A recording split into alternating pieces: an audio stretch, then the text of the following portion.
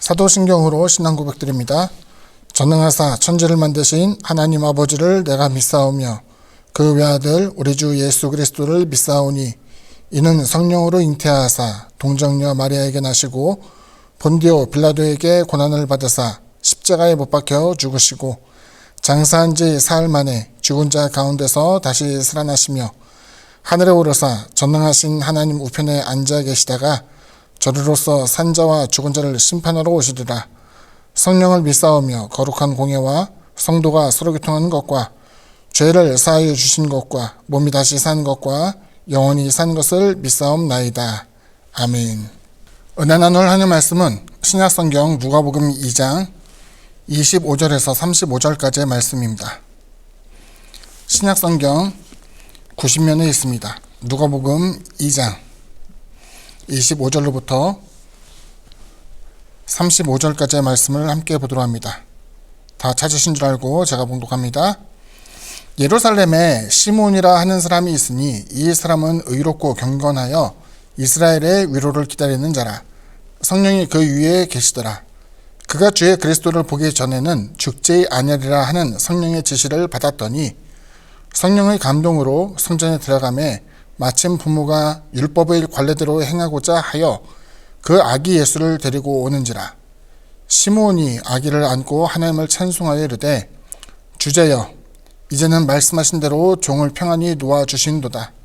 내 눈이 주의 구원을 보았사오니 이는 만민 앞에 예비하신 것이요 이방을 비추는 빛이요 주의 백성 이스라엘의 영광이니이다 하니 그의 부모가 그에 대한 말들을 놀랍게 여기더라. 시몬이 그들에게 축복하고 그의 어머니 마리아에게 말하여 이르되 보라 이는 이스라엘 중 많은 사람을 패하거나 흥하게 하며 비방을 받는 표적이 되기 위하여 세움을 받았고 또 칼이 내 마음을 찌르듯 하리니 이는 여러 사람의 마음의 생각을 드러내려 함이니라 하더라. 아멘. 오늘은 이 본문을 중심으로 해서 내 눈이 주의 구원을 보았사오니 라는 표현으로 주제로 제목으로 함께 은혜를 나누고자 합니다. 예루살렘, 그러니까 예루살렘은 이제 성전이 있는 곳이죠. 이곳에 시몬이라고 하는 사람이 있다고 합니다. 시몬 이제 성경에서 중요하게 언급된 것이 사실 이 내용만 나오기 때문에 여기서 이제 표현된 것을 그대로 보자면은 굉장히 경건한 사람이었음을 이해하게 해요. 성전에 있었다고 하는 것은 그가 지위가 높았다라는 표현도 될 수 있겠지만 다른 의미로 보게 되면 성전 가까이에서 항상 하나님께 기도를 하는, 그래서 대단히 신뢰할 만한 종교적인 사람이었다. 부정적인 의미가 아니라 긍정적인 의미에서 종교적인 사람이었던 것을 이제 보여주게 됩니다. 이스라엘의 위로를 기다리고 있었다라고 이야기하는 것은 메시아의 탄생에 대한 것을 이제 기다리고 있었는데 놀랍게도 이는 성령을 통해서 하나의 축복을 받은 사람이었어요. 뭐냐면은 메시아의 탄생을 너가 보게 된다. 출생에 대한 것을 죄송합니다. 출생에 대한 것을 너가 알게 될 것이다 라고 이야기를 한 것이었죠. 26절의 표현이죠. 그가 주의 그리스도를 보기 전에는 죽지 아니리라 하는 성령의 지시를 받았더니 성령의 감동으로 성전에 들어가매 마침 부모가 율법의 관례대로, 율법의 관례는 뭐냐면은 그 사내의 아이는 태어난 지 8일이 되게 되면 정결 예식, 할례를 이제 취해야 되는 거예요. 그 할례를 행하기 위해서 이제 오게 되었고 그 모습을 볼 때에 갑자기 성령의 감동하심으로 이 아기야말로 하나님께서 이제 약속하셨던 그 메시아의 모습이라는 것을 직감하게 된 것이었죠. 성령이 충만한 자가 되어서 갑자기 그에게서 아마 제 생각에는 자기 입술을 스스로 제어하지 못하고 저절로 그 고백이 나왔겠죠. 28절 이하입니다. 시몬이 아기를 안고 하나님을 찬송하여 이르되 주제여 이제는 말씀하신 대로 종을 평안히 놓아주신도다. 내 눈이 주의 구원을 보았사오니 이는 만민 앞에 예비하신 것이요 이방을 비추는 빛이요 주의 백성 이스라엘의 영광이니이다. 내 눈이 드디어 주의 구원을 보았다 라고 이야기하는 거예요. 저는 이렇게 생각해요. 사람은 다 영웅을 기다립니다. 메시아를 기다리는 것도 매 한 가지였겠죠. 그러니까 이제 정작 사람들이 고대한 것은 왕과 같은 위엄을 가지고 오는 그 어떤 사람을 기다렸던 거예요. 대표적인 것이 주님께서 이제 세 번째 예루살렘을 방문할 때에 사람들이 자신의 겉옷과 종려나무 가지를 이제 길에 깔고 다윗의 자손 예수여 우리를 구원하소서 호산나 외치며 구원에 대한 것을 호소하는 장면. 이것은 주님을 고대하며 바랐다기보다도 전에 주님께서 이제 예루살렘을 방문했다고 했잖아요. 첫 번째, 두 번째, 세 번째가 반복이 되어지는데 첫 번째, 두 번째는 주님을 옹립하며 따라오는 사람이 그렇게 많지 않았던 거예요. 예수의 오심에 대한 소식을 들었겠죠. 왜? 주님이 돌아다닌 곳마다 이제 기적을 행하면서 표적이라고도 할 수 있죠. 병자를 고치시고 귀신 들린 자를 온전케 하시는 또 사람들에게 정말 위로가 되는 말씀과 가르침을 주시는 것 같은 모습에서 사람들이 약간의 소문은 듣게 되었지만 그 예수의 그 표적 성경에 보게 되면은 죽은 나사로를 살리는 것 같은 표적도 굉장히 인상적인 표적이었고요. 오병이의 기적도 마찬가지였어요. 오병이어에 대한 표적이라든가 이런 것들을 통해서 사람들이 정말 구름대와 같이 모여들게 되면서 예루살렘에 함께 들어오게 되는 거예요. 예수님에 대한 대우가 달라지는 거예요. 종려나무가지를 길에 깔게 되고 겉옷을 펴면서 왕의 행차를 이제 맞이하게 된 거죠. 주님께서 나귀를 타고 오셨지만 왕의 행차에 있어서 나귀를 타냐 말을 타냐 이건 별로 중요하게 여겨지지 않았어요. 그런데 여기 보게 되면 그 예수님께서 처음 예루살렘에서 자신의 몸을 보이셨을 때에는 태어난 지 8일밖에 되지 않는, 그래서 이제 율법의 정결 예식에 따라서 할례를 받기 위해서 오는 그 같은 연약한 아기의 모습. 놀랍게도 시몬은 그 아기를 보면서 야 이제 됐다. 내가 내 눈으로 주의 영광을 봤다. 주의 구원을 내가 이제 목도하게 되었다 라고 이야기하면서 기뻐하며 이제 주제께서 나를 평안히 놓아준다라는 고백을 하게 된 것이었어요. 엘리야가 갈멜산에서 바알을 섬기는 또 아스라를 섬기는 850명과의 선지자들과 대결하게 될 때 거기서 이제 불이 내리기 위해서 이제 대결할 때는 바알을 섬기는 선지자와 대결을 하게 된 것이죠. 대결이 끝나고 그들을 다 칼로 도륙한 다음에 비가 내리기 위해서 이제 하나님께 간청합니다. 심판이 끝나게 된 것, 그리고 하나님의 살아계심을 목도한 것, 하늘에서 불이 떨어지는 것도 있겠지만은 큰 비의 소식을 알려준 것으로도 굉장히 하나님의 살아계심을 증거한 놀라운 표적으로서 작용하게 되었겠죠. 기도합니다. 사안에게 시켜요. 뭐가 보이냐? 아무것도 안 보입니다. 또 기도합니다. 뭐가 보이냐? 보이지 않습니다. 계속 기도한 가운데에 드디어 한마디, 저 먼 곳을 보는데 손바닥만한 구름이 보입니다. 손바닥만한 구름이 보입니다. 됐다. 그러면서 그 엘리야가 왕에게 이야기합니다. 빨리 병거를 타고 내려가십시오. 큰 비의 소식이 있습니다. 왕이 급히 병거를 타고 내려가는데 엘리야가 성령이 충만해서 하나님의 영에 감동되어져서 막 달려가는데 병거보다 더 빨리 내려가요. 그리고 그 손바닥만 했던 그 구름이 점차 하늘을 뒤덮게 되면서 큰 비가 내려지게 된 것이죠. 여기 보면은 이제 큰 영적인 승리도 있었겠지만 실제로 하나님의 진노가 풀리며 하나님의 은혜로서의 큰 비가 주어지게 된 것처럼 시므온의 눈에는 이것을 통해서 나라의 미래 그리고 앞으로 있을 하나님의 구원 뭐 이런 여러 가지 것들이 한꺼번에 인식되어지고 그 마음의 감동으로서 이제 작용이 된 거예요.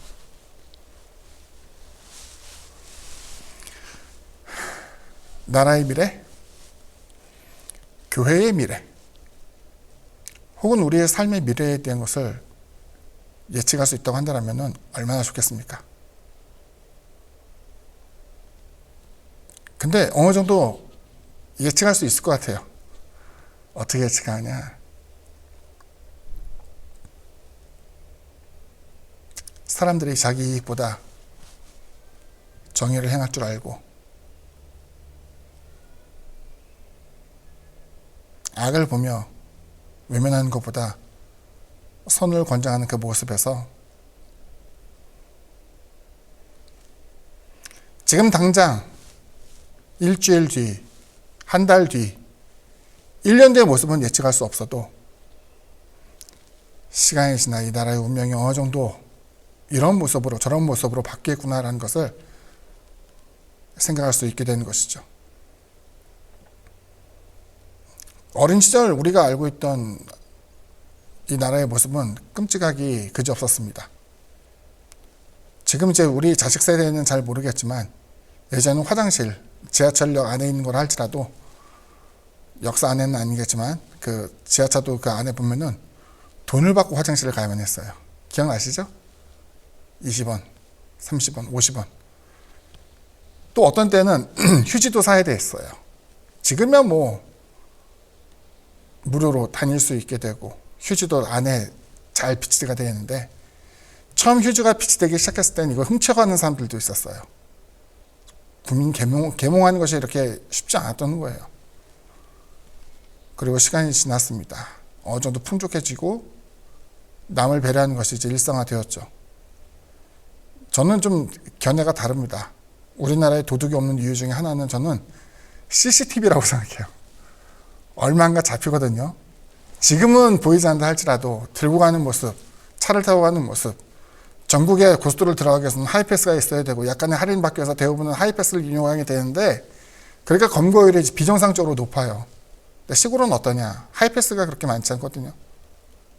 하이패스는 있는데 그것을 타지 않고 국도로 다니는 길도 많고 CCTV가 뭐 수도권처럼 이렇게 많지 않기 때문에 거기서는 여전히 훔치는 것도 많고 이렇게 빼앗아가는 것도 많고 뭐 굉장히 많은 부조리가 여기까지 있다라고 이야기를 해요.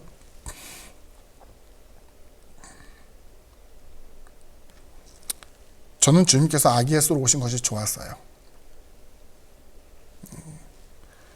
성경에서 예수님의 탄생이 배제되고 공생의 시작을 알리는 장면에서 시작된 것도 있지만은 처음 하나님께서 메시아의 탄생에 대한 것을 알려주면서 그 나를 구원할, 우리를 구원할 그 구원자이지만 어떻게 손으로 만지기도 어려울 만큼 연약해 보이는 그 아기 예수의 모습을 묘사해 줌으로써 하지만 이 아이는 시간이 지나면서 자라나게 될 것이고 이 아기가 자라나서 우리가 짊어져야 될 죄와 허물, 고난에 대한 것들을 감내해가며 결국은 우리를 구원하게 될 하나님의 영광이다라는 것을 생각할 때에 시몬이 느꼈던 그 감동을 뭐 동일하지 않겠습니다만 어렴풋이 이제 짐작을 하게 되는 거예요. 저는 우리가 이와 같은 사람이 되었으면 좋겠어요. 내 눈앞에 영웅이 있어서 그 영웅을 통해서 내가 어떤 혜택을 받거나 변화의 중심에 서는 것이 중요한 게 아니라 우리가 세상을 살며 언젠가는 하나님의 부르심을 받아서 하나님 곁으로 가게 될지라도 정말 이 세상에 있어서 나라가 좋은 쪽으로 변화하고 있구나, 한국 교회가 이렇게 좋아지고 있구나, 목회자가 성도들이 이렇게 좋은 모습으로 변화되는 모습에서 정말 안도하면서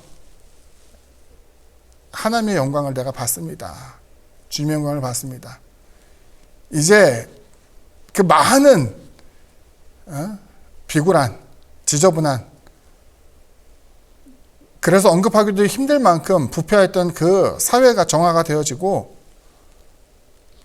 숱한 교육과 또 교회 안에서의 어떤 문화적인 전통 등등에 따라서 아이들이 정직해지고 연약한 자들을 돌볼 줄 아는 그 같은 선한 모습이 하나둘씩 생겨나게 되면서 지금은 좀 어렵고 지금은 좀 타락한 것처럼 보이지만 내 자식 세대, 자식의 세대에 이르러서는 정말로 올바르게 변화되어지게 되는 어떤 하나의 흐름을 우리가 볼 수 있게 된다면 이것만으로 커다란 기쁨을 얻을 수 있다고 생각이 돼요.